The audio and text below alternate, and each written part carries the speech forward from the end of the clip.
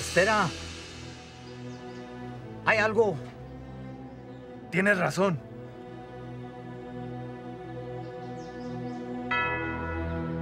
Tráeme el padre.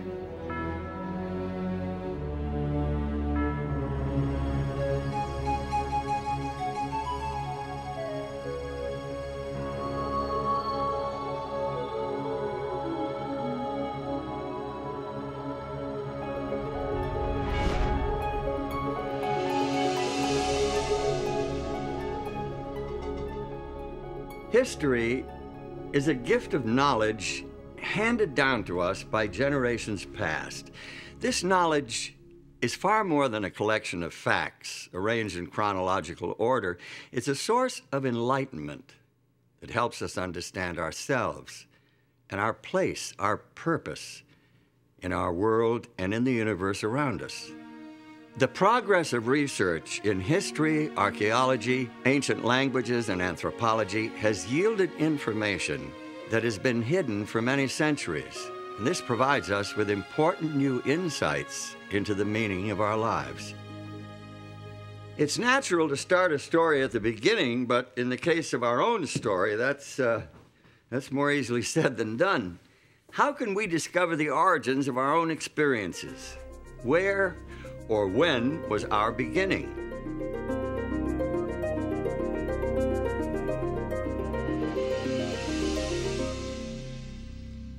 The ancient Babylonians left us one of the oldest myths about human origins. It's an epic creation poem that was written sometime during the 2nd millennium BC.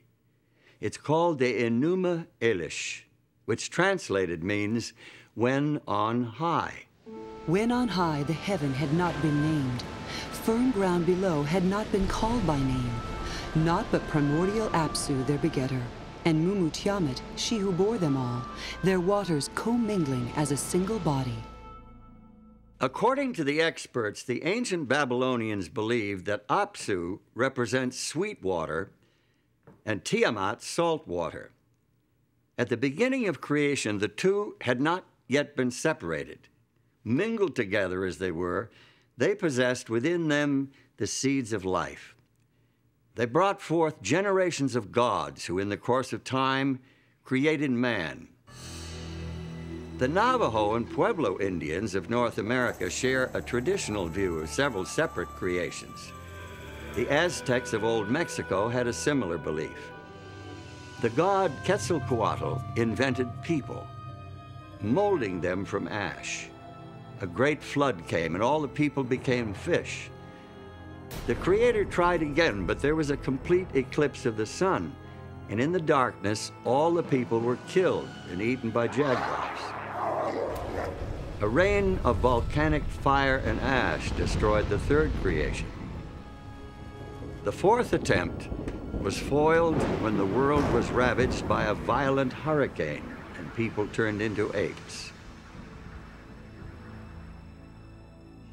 The earth as we know it is the result of the fifth creation and is doomed to ultimate destruction by earthquake and famine. Not a very reassuring picture, is it? And yet this worldview was very real to the Aztecs. This is all depicted in the famous Sunstone. perhaps the single most important artifact from the Aztec civilization. Created in the 15th century, it weighs in at over 25 tons. Very substantial evidence of their view of beginnings. It's all there, carved in stone. But does it accurately portray our beginnings? Best-selling Swiss writer Erich von Däniken has 16 books to his credit. Nothing else he has written has had the phenomenal impact of his 1968 book, Chariots of the Gods, in which he proposed a novel view of human development here on Earth. Dim as yet undefinable ages ago, an unknown spaceship discovered our planet. The crew of the spaceship soon found out that the Earth had all the prerequisites for intelligent life to develop. Obviously, the man of those times was no Homo sapiens, but something rather different. The spacemen artificially fertilized some female members of this species, put them into a deep sleep, so the ancients say, and departed. Thousands of years later, the space travelers returned. They repeated their breeding experiments several times, until finally they produced a creature intelligent enough to have the rules of society imparted to it. The Bible and the Quran are the basis for the traditional Judeo-Christian and Islamic teachings about our beginnings. Both point to a creator from outside the bounds of space and time. They picture an all-powerful being who is above and beyond the natural laws that govern our physical universe. They teach that this creator God exercised his supernatural power and created everything according to his divine purpose. The Bible includes this summary reference to the creation. By the word of the Lord were the heavens made, and all the host of them by the breath of his mouth. For he spake, and it was done. He commanded, and it stood fast. The Quran, Holy Book of Islam, shares the basic biblical view of creation this way. Lo, your Lord is Allah, who created the heavens and the earth in 6 days. Then mounted he the throne. He covereth the night with the day, which is in haste to follow it, and hath made the sun and the moon and the stars subservient by his command. His verily is all creation and commandment. Blessed be Allah, the Lord of the worlds.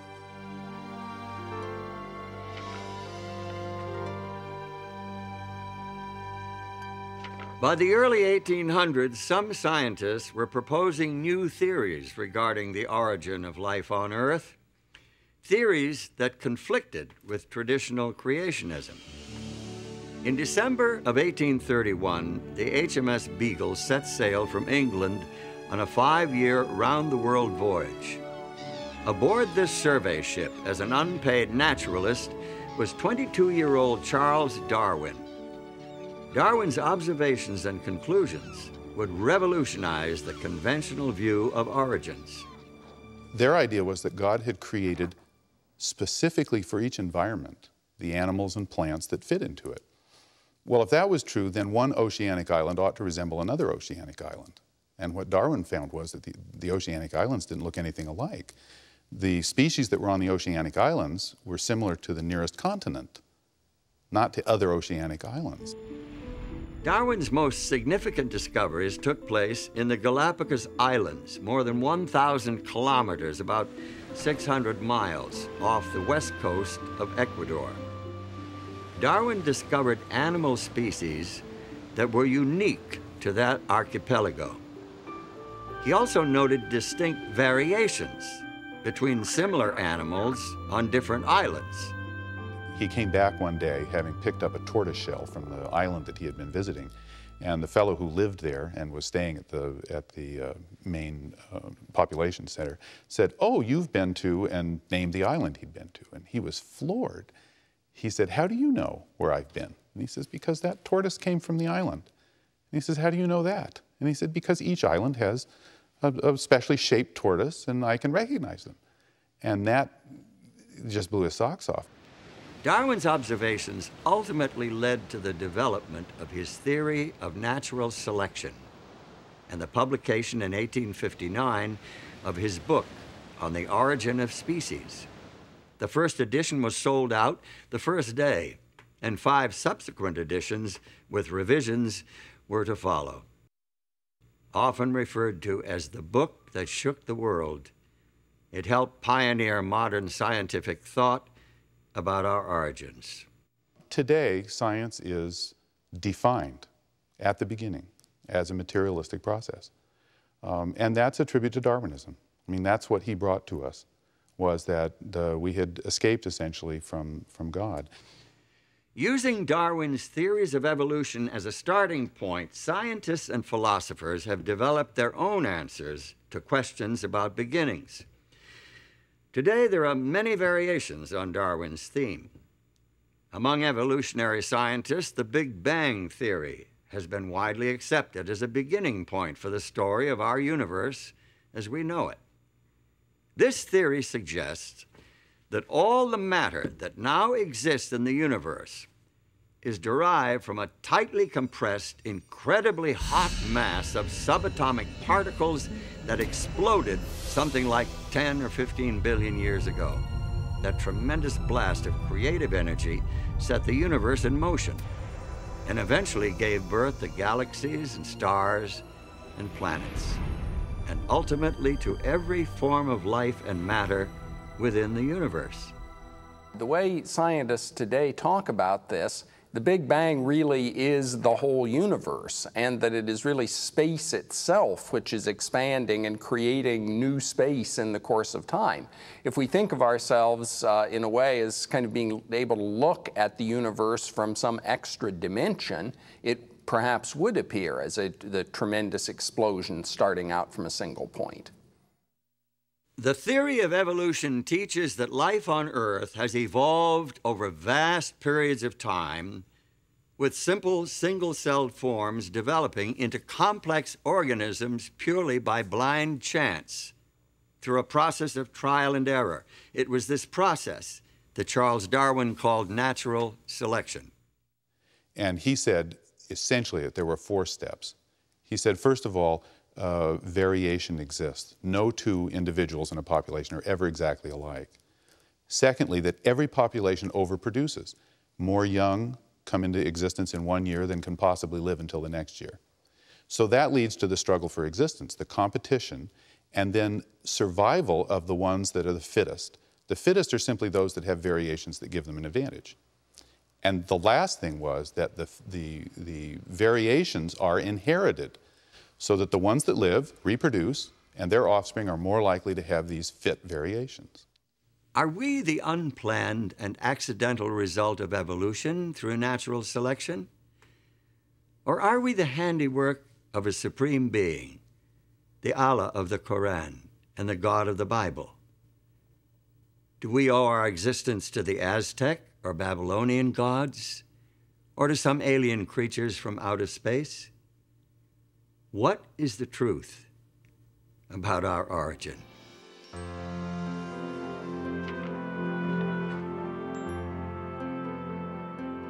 Today, the theory of evolution is presented to school children and promoted in the media as if it were proven fact. The truth of the matter is, however, the theory of evolution is just that, a theory. Its scientific foundations are actually kind of shaky. Molecular biologist and author Michael Denton gives us this insight into Charles Darwin and his theory. The popular conception of a triumphant Darwin increasingly confident after 1859 in his views of evolution is a travesty. On the contrary, by the time the last edition of The Origin was published in 1872, he had become plagued with self-doubt and frustrated by his inability to meet the many objections which had been leveled at his theory. Darwin's theory of natural selection could not be thoroughly tested in his day due to the limitations of the scientific equipment available at that time. Today's scientists are able to study the complicated systems within even the simplest single-cell organisms.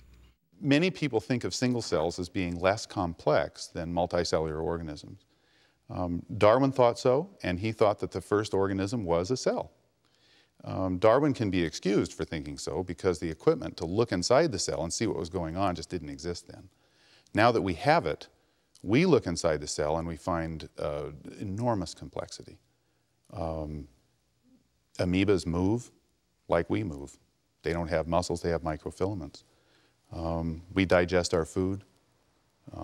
We do respiration. But so does the amoeba. They're much smaller than we are. They don't have but one cell, but they do all of the things we do, and they're just as complex.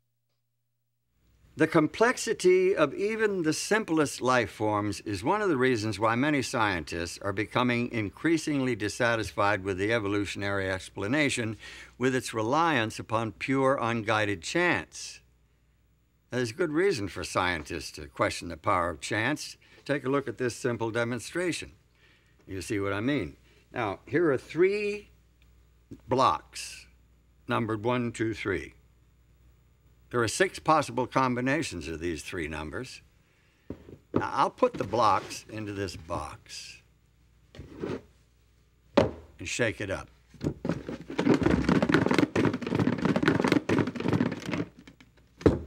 Now, if I were to take out the blocks one at a time, what are my chances of taking them out in numerical order? Well, I can expect to draw out the numbers 1, 2, and 3 in that order on an average of once in every 6 attempts.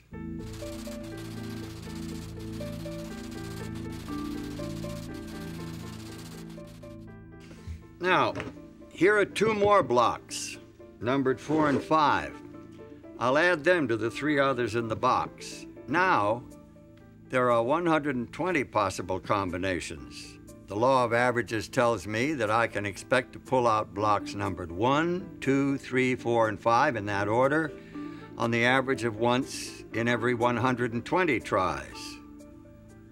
Now, look, here are blocks numbered 6 through 10. I'll put them in the box with the others. My chance of picking out all 10 blocks in numerical order is less than 1 in 3.5 million.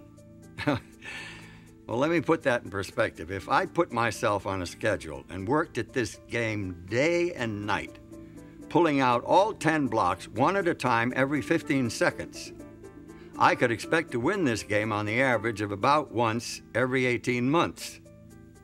What if I doubled my quantity of sequentially numbered blocks to 20? How long should I expect to work at this game to get all 20 out of the box in order? Now, let's suppose that I could play at blinding speed and get all 20 blocks out in just 1 second, then do it again the next second and every second thereafter. Now, the law of averages says that I can expect to get the 20 blocks out of the box in order at the rate of once every 77 billion years. This little numbers game is nothing compared to the intricate complexity of even the simplest bits of matter. Physiologist and author Pierre Lecontenue, in his book Human Destiny, estimated the chance of forming a 2,000 atom protein molecule as something like 1 in 10 to the 321st power. There's really no good way to express that number. It's incomprehensible. Find yourself a large sheet of paper. Write 10 followed by 320 zeros. Now listen to what Lecontenue says. Events which need an infinitely longer time than the estimated duration of the Earth in order to have one chance on the average to manifest themselves can, it would seem, be considered as impossible in the human sense. This chunk of coal is about 70% carbon by volume. Carbon is essential to all organic life, and it's the 4th most common element in the universe. Yet this very ordinary element is extremely complex. In order for it to be produced naturally, 3 helium nuclei must combine to form a single carbon nucleus. But we have found that the conditions needed for that to happen are really very precise. In other words, that if the balance of forces in the atomic nucleus were very slightly different, that reaction would not be able to take place in order to form enough carbon to be of any significance. Men who discovered this, the way in which this reaction takes place to form carbon, and who found the conditions that were necessary for it to take place was Fred Hoyle, who is one of the great astrophysicists and cosmologists of this century. Hoyle was very skeptical about religion. At the time, at least, he was an atheist. Some supercalculating intellect must have designed the properties of the carbon atom. Otherwise, the chance of my finding such an atom through the blind forces of nature would be utterly minuscule. A common-sense interpretation of the facts suggests that a superintellect has monkeyed with physics as well as with chemistry and biology. The numbers one calculates from the facts seem to me so overwhelming as to put this conclusion almost beyond question. It seems that evolution through a long series of random unguided mutations is a practical impossibility. This fact casts a cloud of doubt over the entire evolutionary scenario. Scientists are now looking for shortcuts, miraculous jumps out of the realm of chance. Many are frankly awed by their discoveries, finding more and more clear evidence of intelligent design in nature.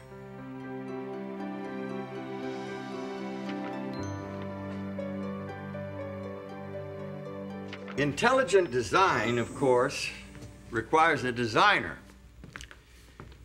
And the clearest portrayal of a designer and his work is found here in the Bible.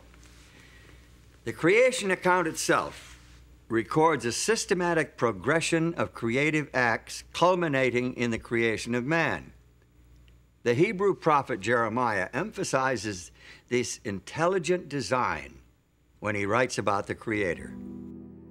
He hath made the earth by his power. He hath established the world by his wisdom, and hath stretched out the heavens by his discretion. Biblical creation theology does not attempt to provide a scientific description of God's creative acts. Instead, it suggests the meaning, the purpose, the goal of creation. Through faith, we understand that the worlds were framed by the Word of God, so that things which are seen were not made of things which do appear. I think the most important thing about this verse, as far as our understanding of creation is concerned, is that seeing the universe as creation is a matter of faith rather than of scientific knowledge. That is, that we can understand the universe in detail by scientific investigation, but we see it as the creation of God because of our personal trust and confidence in God. Now, perhaps some of us have been too quick to discard this old book as an irrelevant collection of useless fables and legends and traditions. Its value lies far beyond the realm of science. It deals with concepts that cannot be analyzed in a laboratory. It addresses many questions that science cannot answer. That is, science can talk about how the universe behaves, how things take place within the universe. It cannot explain why something exists rather than nothing. That is, it cannot really explain the fundamental question of existence. Could it be that the neglected pages of Scripture actually offer accurate insights into our origins? If so, we're not here by accident. We must see ourselves as a part of a Creator's design. There must be a plan, some real purpose for our existence. And God said, "Let us make man in our image, after our likeness, and let them have dominion over the fish of the sea, and over the fowl of the air, and over the cattle, and over all the earth, and over every creeping thing that creepeth upon the earth." The creation story depicts God as having great ambitions, high hopes for the human race. People were created in the image of their Maker. In their original innocence, they had direct communication with God. in intimate, personal, face-to-face relationship with their Creator.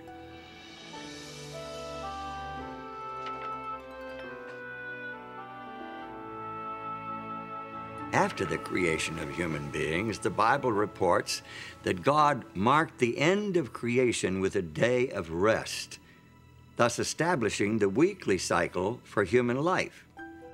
Thus the heavens and the earth were finished, and all the host of them.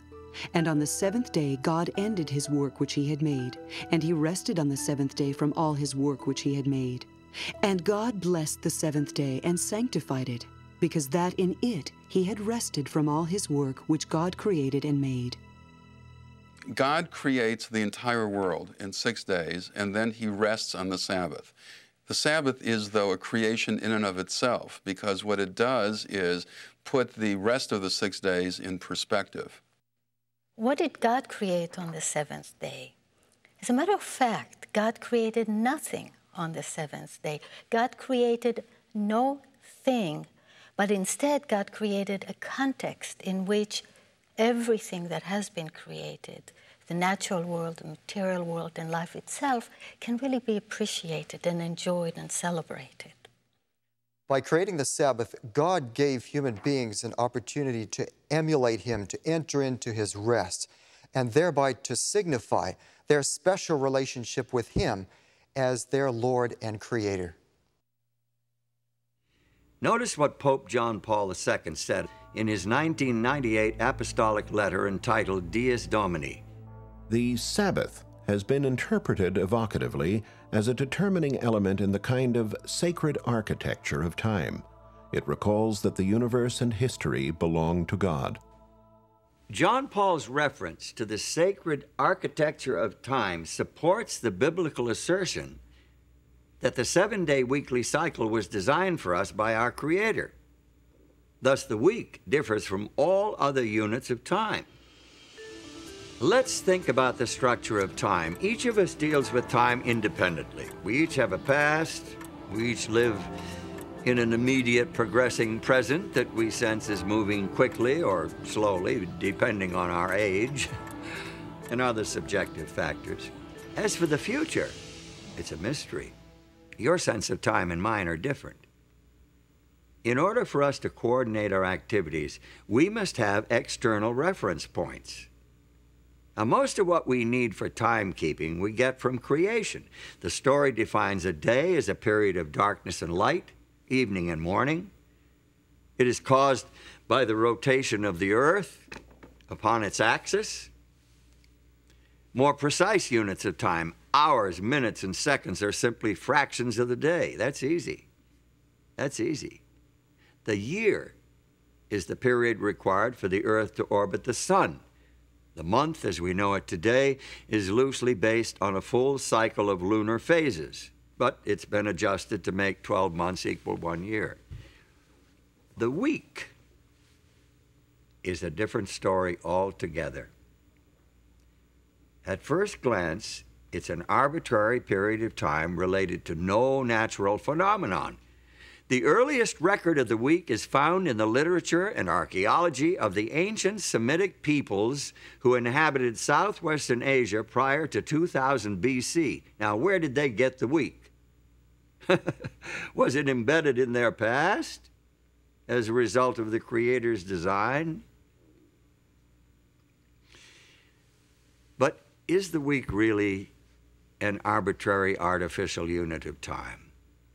Astronomer and anthropologist Anthony F. Avini suggests an alternative in his book, The Empires of Time.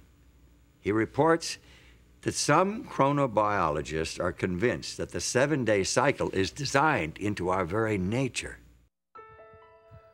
The 7-day biorhythm in the human body is one of the recent discoveries of modern chronobiology. For example, the probability of rejection of certain organs is now known to peak at weekly intervals following an implant.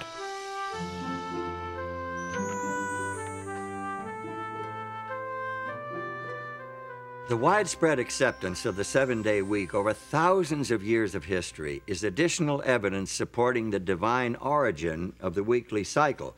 But If the week of Genesis has survived the thousands of years since the original creation week, why has recognition of the Creator not been preserved just as successfully? Well, the book of Genesis provides the answer as to the downfall of the human family. In fact, if you read Genesis 6:5, you'll see that the Bible says the thoughts of humanity were evil continually. So God decided to clean the world up, sent a flood.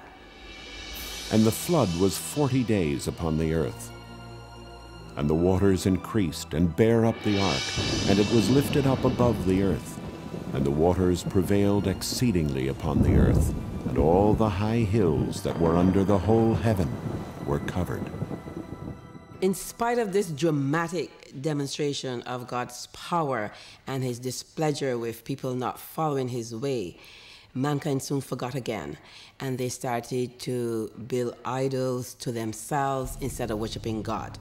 And the whole idea of the weekly cycle, which showed 6 days of work and a Sabbath, was forgotten. And what mankind did was incorporate the weekly cycle into astrological tables instead of remembering the God of creation. About 2,000 years before Christ, there lived in the Chaldean city of Ur a man who is claimed by all three of the world's great monotheistic religions, Judaism, Christianity, and Islam, as one of their primary founders. In the biblical account, Abram, later renamed Abraham, is a key player in God's plan to win back the hearts of the human family and revive a knowledge of the Creator. Abraham's religion stood out in sharp contrast to the petty idolatry and trivial superstition of his neighbors. He worshiped the Creator, the transcendent, the invisible God, whose wisdom and power was demonstrated by the very existence of the world itself. He had a religion of faith, not sight. He had a direct relationship with his Maker. According to the Old Testament report, the Creator God revealed the principles of his relationship with the human race in 10 commandments engraved on stone tablets. These commandments were entrusted to Abraham's descendants, the Israelites, as a blessing to share with all nations of the world. Remember the Sabbath day to keep it holy. 6 days shalt thou labor and do all thy work, but the 7th day is the Sabbath of the Lord thy God. In it thou shalt not do any work, thou, nor thy son, nor thy daughter, thy manservant, nor thy maidservant, nor thy cattle, nor thy stranger that is within thy gates. For in 6 days the Lord made heaven and earth, the sea, and all that in them is, and rested the 7th day. Wherefore the Lord blessed the Sabbath day and hallowed it. This is by far the longest of the 10 Commandments. It's unique in that it includes the divine credentials declaring the identity of the lawgiver and establishing his authority as creator to command the worship of his creatures. The commandment to observe the Sabbath shows the intimate relationship between God and creation. It shows that God not only creates, not only works to bring everything that is into being, the physical world, the natural world, and all that lives in it, but it also shows that God maintains intimate relationship with creation and steps back to withhold and to take in, as it were, everything that has been created, and celebrates and cherishes that which has been created. The Sabbath reveals God's compassion for his creatures. In Exodus 23, verse 12, there's a law regarding the Sabbath, and it says, 6 days you shall do your work, but on the 7th day you shall rest, that your ox and your ass may have rest, and the son of your bondmaid and the alien may be refreshed. So the Sabbath is a gift for God's creatures, not only human beings here, but it's also the ox and the ass, so that they can have rest from their labor that they do during the rest of the week. In the 5th book of the Bible, Deuteronomy, we find the 10 Commandments repeated. This time, the meaning of the Sabbath is enriched by linkage to the deliverance of the nation of Israel from slavery in Egypt. Keep the Sabbath day to sanctify it, as the Lord thy God hath commanded thee. And remember that thou wast a servant in the land of Egypt, and that the Lord thy God brought thee out thence through a mighty hand and by a stretched out arm. Therefore the Lord thy God commanded thee to keep the Sabbath day. We participate in God's redemption, just as the nation of Israel participated in God's redemption, because God has liberated us from something. Now, He liberated the ancient Israelites from Egypt, from Pharaoh, this oppressor.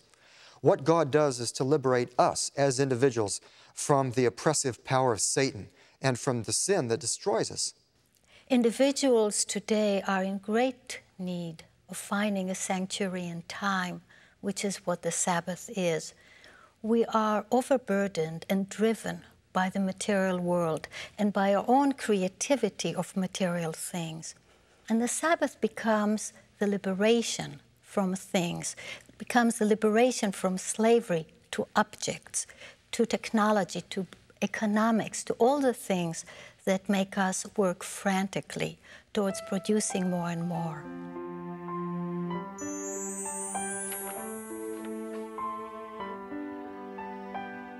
Since the seventh-day Sabbath has such rich meaning, and since it is part of the Ten Commandments, why is it not more widely observed today?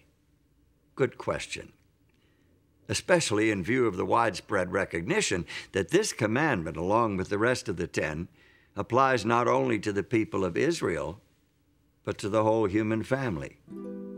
As it is the law of nature that in general a due proportion of time be set apart for the worship of God, so in His Word, by a positive, moral, and perpetual commandment, binding all men in all ages, He hath particularly appointed one day in 7 for a Sabbath, to be kept holy unto Him.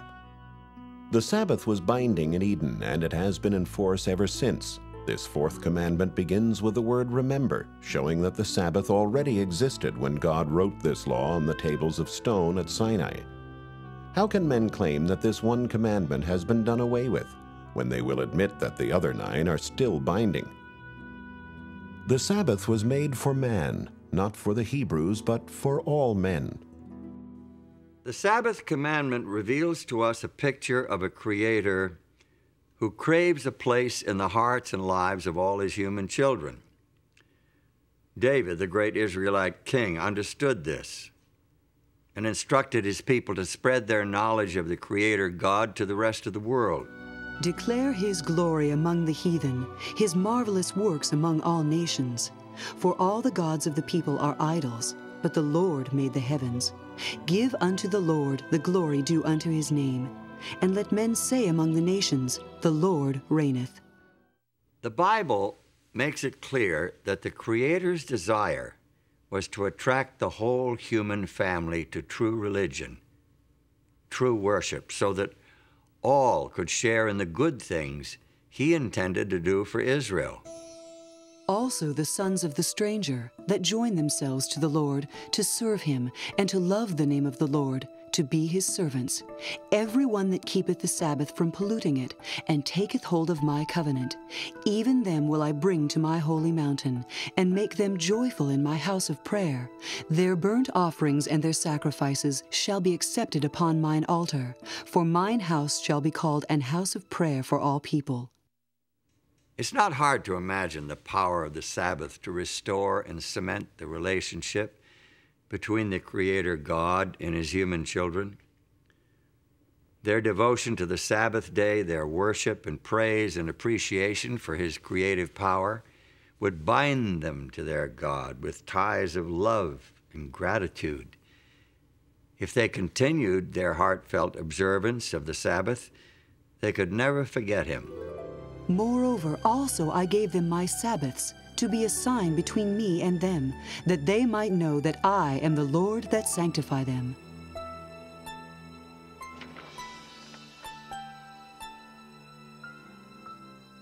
To those who honored the Sabbath of God, the day took on deep personal meaning. The day of rest and worship was an opportunity to know their Creator, who had promised to make them His own holy people. But history records that many of the Israelites didn't take advantage of this opportunity. There's evidence in the prophets, for example, Isaiah, that the Sabbath was poorly observed and neglected. Nehemiah also refers to that. The people had a problem with this. The reason would be really quite simple. The people lost sight of the lordship of God. But the house of Israel rebelled against me in the wilderness. They walked not in my statutes, and they despised my judgments. And my Sabbaths they greatly polluted. The Sabbath, symbol of Israel's unique relationship with God, the very heart of a creator-oriented worship system, was commonly desecrated. Finally, the prophet Jeremiah announced the result of Israel's apostasy. Just imagine the prophet Jeremiah walking up and down the streets of Old Jerusalem. It wasn't a happy message that he bore. He warned the people that their city was to be destroyed, their temple destroyed, and that they would be carried away to Babylon to serve the king of Babylon. 70 years. Nobody listened. From about the year 605 BC, the armies of Nebuchadnezzar, king of the Neo-Babylonian Empire, repeatedly invaded the Israelite homeland. His army eventually destroyed the capital city of Jerusalem and carried most of the inhabitants into exile.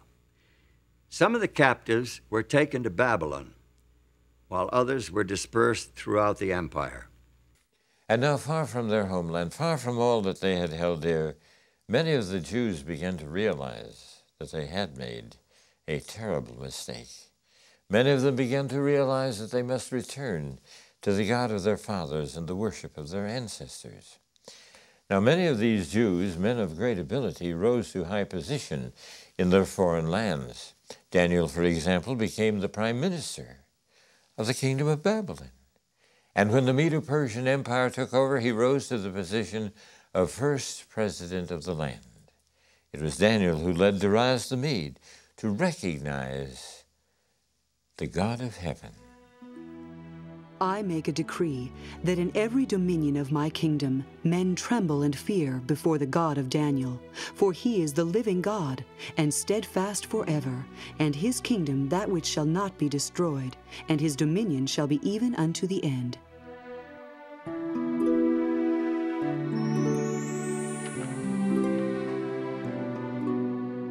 There is evidence to suggest that the religion of the exiled nation became so well known that it influenced the philosophical and religious movements of the following century.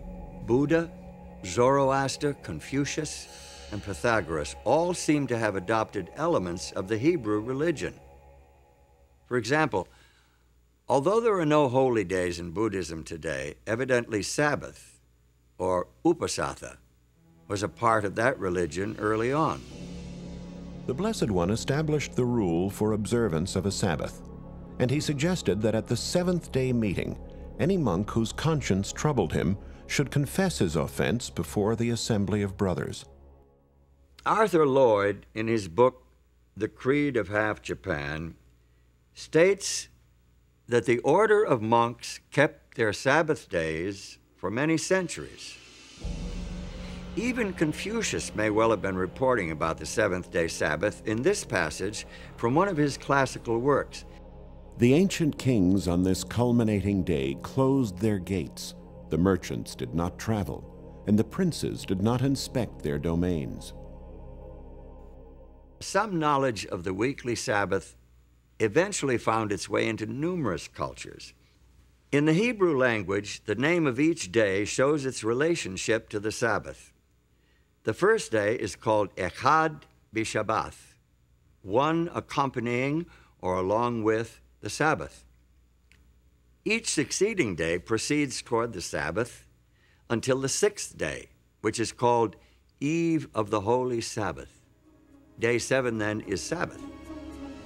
In more than 100 ancient and modern languages, the seventh day of the weekly cycle was named Sabbath or its equivalent.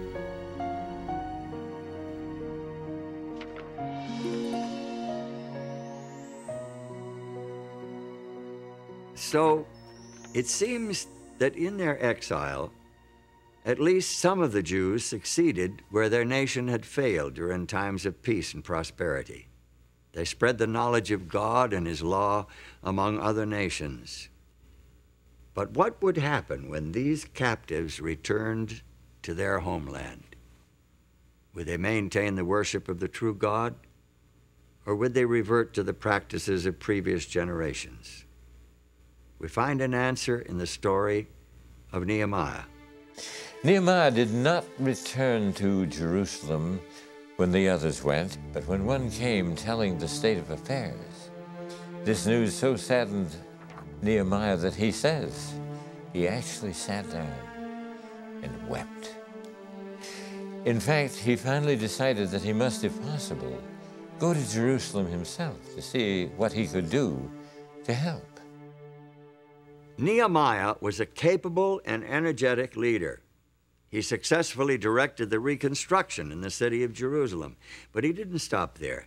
He was a zealous reformer with a burden for restoring the spiritual life of his people, because he saw Sabbath breaking as a reason for the years of captivity. He was particularly devoted to preserving the sanctity of the holy day. He discovered that the people were buying and selling on the Sabbath day. Well, he said, we can't do this sort of thing. This is the reason why we were sent into captivity. And when the merchants still continued to come, he ordered the gates barred on the Sabbath day. And when they still continued to come and camp outside the gates of the city, he threatened to have them arrested. A priest named Ezra assisted Nehemiah in his work. He exerted a strong influence on the spiritual life of the Jews of his day. Ezra taught the people God's laws and led a spiritual revival and reformation based on the inspired scriptures. The people joined together in a solemn oath to obey the commandments that God had given through Moses. They promised not to desecrate the Sabbath by entering into commerce on that day. They observed the holy day so carefully and consistently that Sabbath keeping became a distinctive characteristic of their nation.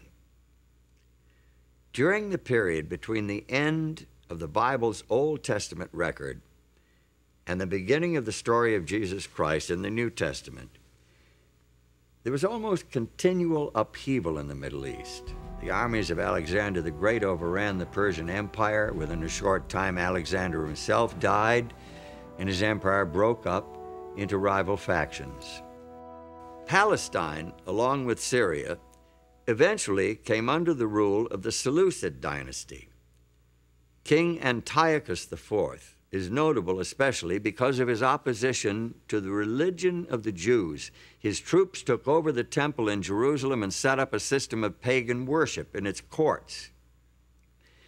Josephus, the famous chronicler of Jewish history, tells us that Antiochus tried to stamp out all visible evidence of the Jews' spiritual identity. So he sent emissaries to Jerusalem, declaring, they must tear down the altar of Jehovah. They must give up the worship of the Sabbath. So they gathered themselves together, fled to the wilderness, and there they found a cave that could accommodate their numbers, about 1,000. Now when it was told the king's servants that certain men who had broken the king's commandment were gone down into the secret places in the wilderness, they pursued after them a great number, and having overtaken them, they camped against them, and made war against them on the Sabbath day. And they said unto them, Come forth, and ye shall live.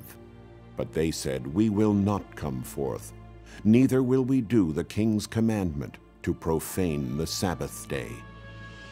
And they burnt them as they were in the caves, because they were not willing to break in upon the honor they owed the Sabbath, even in such distresses. There were about 1,000 with their wives and children, who were smothered and died in these caves. The martyrdom of those Jewish patriots in the days of Antiochus IV is a great testimony to the power of their beliefs. Their God and his Sabbath meant more to them than life itself. Their sacrifice was a victory of faith. The Old Testament, supported by the evidence of history, language, and culture, establishes the Sabbath as a sacred memorial to the creative and redemptive work of God. It declares the Sabbath to be a sign of the intimate relationship between the Creator and those who worship Him, a day of rest and worship that can bind the hearts of human beings to the heart of their Creator. When early Christians inherited the Sabbath, the teachings of Jesus Christ and His disciples served to emphasize and enrich its meaning, magnifying its importance. Today, for many Jews and Christians alike, it is still a central point of spiritual life and worship. To this day, it remains a defining element in the sacred architecture of time.